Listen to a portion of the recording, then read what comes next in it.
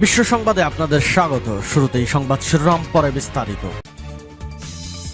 দখলদার ইসরায়েলি বাহিনী এবং ফিলিস্তিন পুরোদমে যুদ্ধ চলছে, জানিয়ে দেব হাতে থাকা সর্বশেষ আপডেট আন্তর্জাতিক সংবাদ। প্রথমেই সংবাদ শিরোনাম, প্রথমেই জানিয়ে দেব হিটলারের ভাগ্য বরণ করতে হবে নেতানিয়াহুকে। এরপর জানিয়ে দেব একের পর এক ক্ষেপণাস্ত্র ছুড়ল উত্তর কোরিয়া। এদিকে রাশিয়ার ছোড়া 7 ক্ষেপণাস্ত্র ও 32 জন ধ্বংসের দাবি ইউক্রেনের।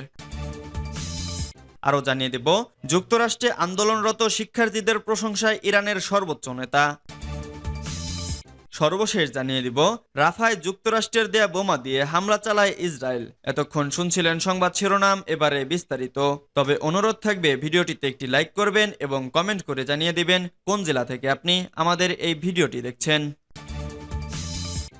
হিটলারের ভাগ্য বরণ করতে হবে নেতানিয়াহুকে।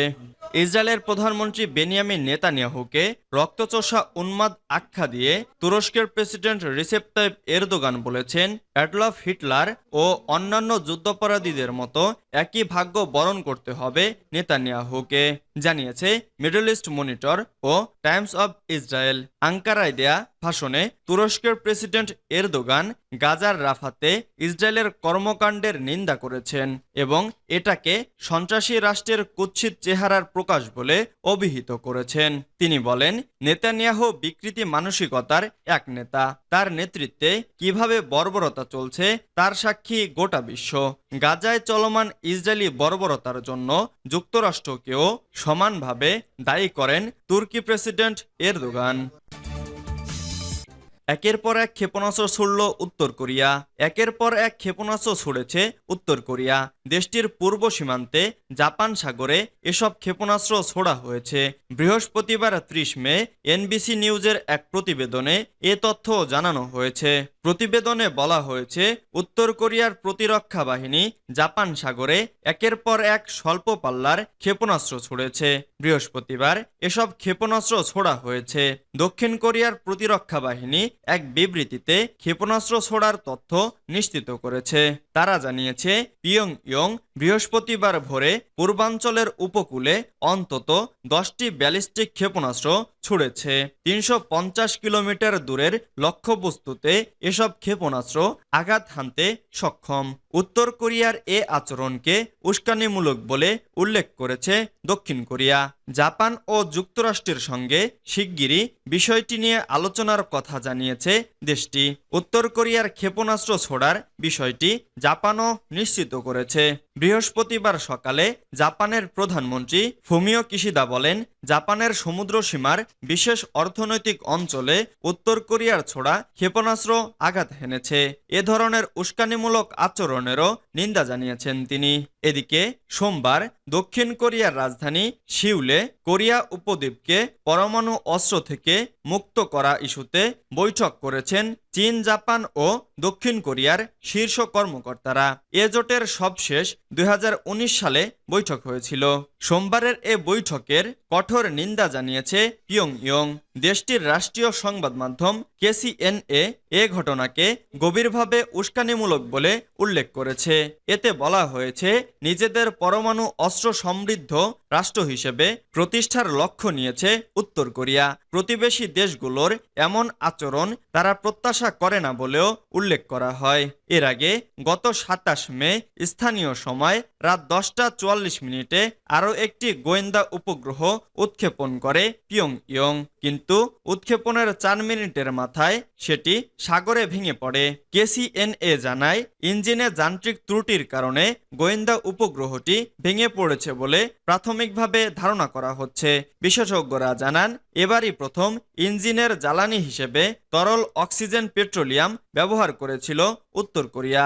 সেটির গোলযোগের কারণেই কয়েক মিনিটের মধ্যে সমুদ্রে ভেঙে পড়ে উপগ্রহটি।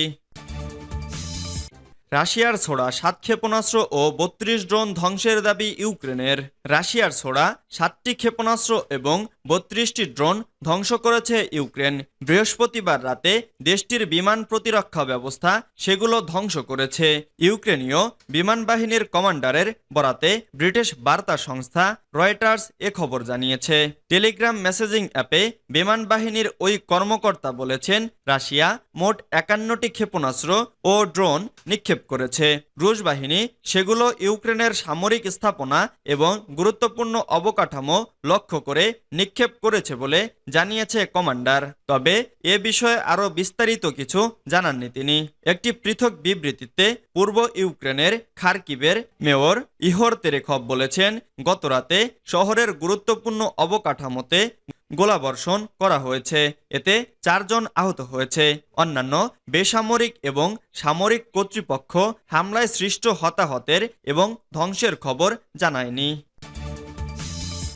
যুক্তরাষ্ট্রে আন্দোলনরত শিক্ষার্থীদের প্রশংসায় ইরানের সর্বোচ্চ নেতা।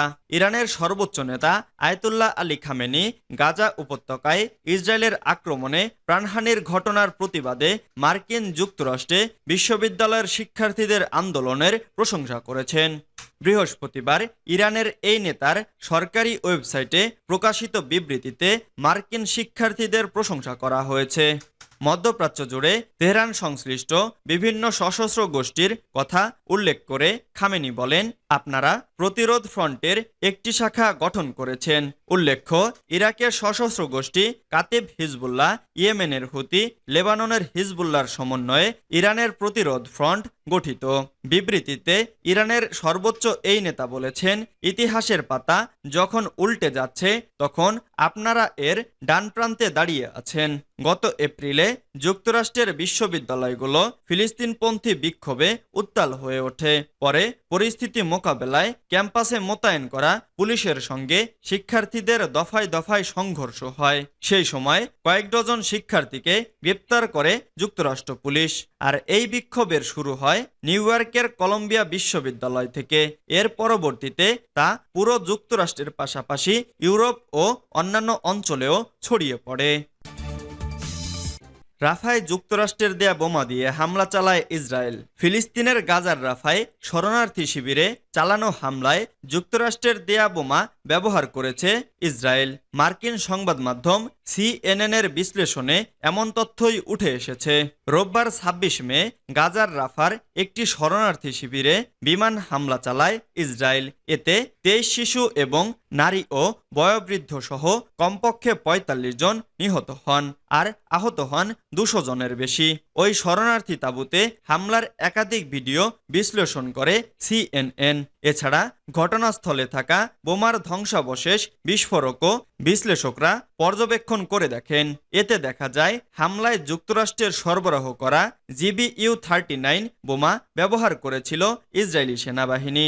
সিএনএনের হাতে আসা ভিডিওগুলোতে দেখা যায় রাফায় তাঁবু দিয়ে তৈরি শরণার্থী শিবিরে বড় একটি অংশে দাউ দাউ করে আগুন জ্বলছে। ওই হামলা থেকে নিজেদের রক্ষা করতে প্রাণপণ চেষ্টা করছে অনেক নারী, পুরুষ ও শিশু।